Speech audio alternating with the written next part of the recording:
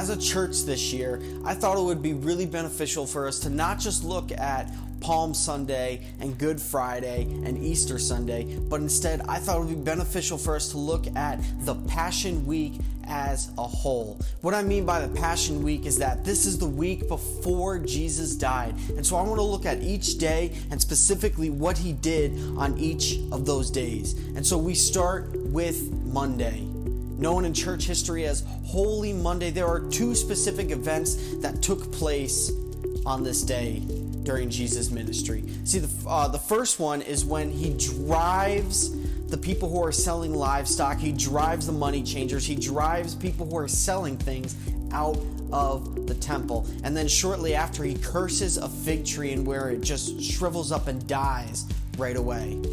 Now, while we can focus on both events, there's one of those events that I really want to focus on, and that's the one we find in Matthew chapter 21, verses 12 through 22. See, when Jesus enters the temple, he sees that people are selling livestock. He sees that people are setting up essentially a flea market, that there's even money changers, so people from all over the world at the time could come here in exchange for the current currency of Jerusalem, and so they could buy things. See, the temple had been turned into a place of self-preservation and self-gain and self-idolization and self-comfort. It wasn't a place of worship for God anymore. And Jesus acknowledged that. And what's interesting is that this is not the first time that this happens. See, this is the second time that we see this. The first time we see in John chapter 2 when Jesus is driving people out, and then he actually has a cat of nine tails in his hands. The second time is when he enters Jerusalem on this Passion Week. And he sees all of this going on, and he drives these people out of the church, and it angers the Pharisees.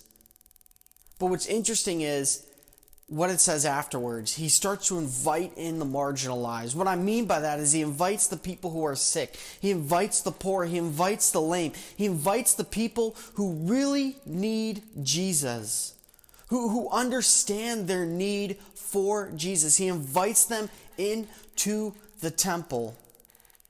Now, there's a lot of symbolic measure of what Jesus is doing here, but what I want us to focus on right now is the personal application that Jesus sets for us.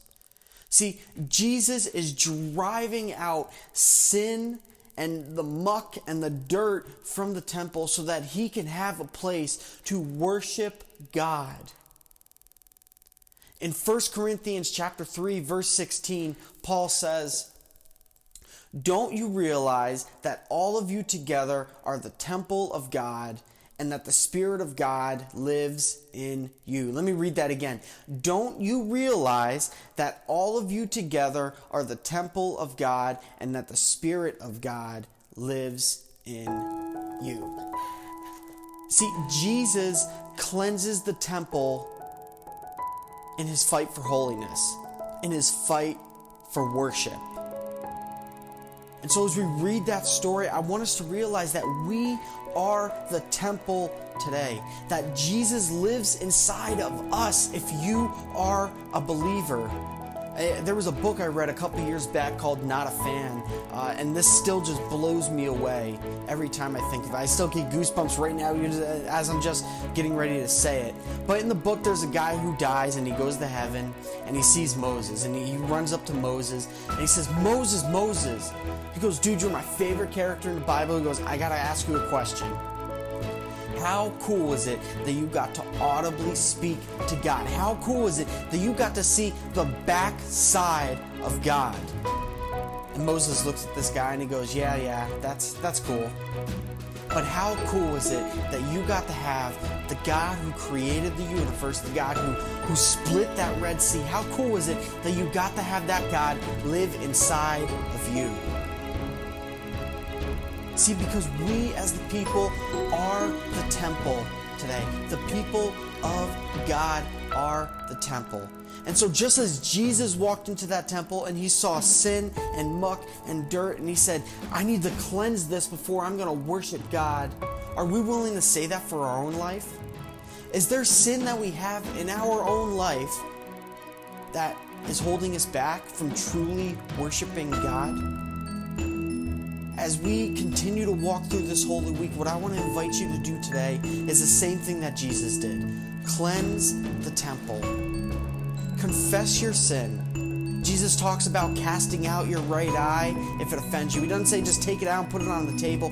He talks about taking it out and getting rid of it completely. That's what Jesus is doing here when he cleanses the temple. And that's what Jesus is asking each of us to do every single day in our fight for holiness, in our fight for worship. So are you doing that today? I invite you to just take a moment to just pray to God. Confess the sins that you have in your life, whether small or big. Sin is sin, and sin is a thing that separates us from God. So confess those sins that you have and lay them before the feet of Jesus, and allow the feet of Jesus and Jesus' life and actions and everything else to cleanse your life. Allow him to drive all that out. Say, Jesus, here is what I'm struggling with. Now drive it out. Because that is what Jesus is in the business of doing. He's just waiting for you to open the doors so that he can drive all of that out.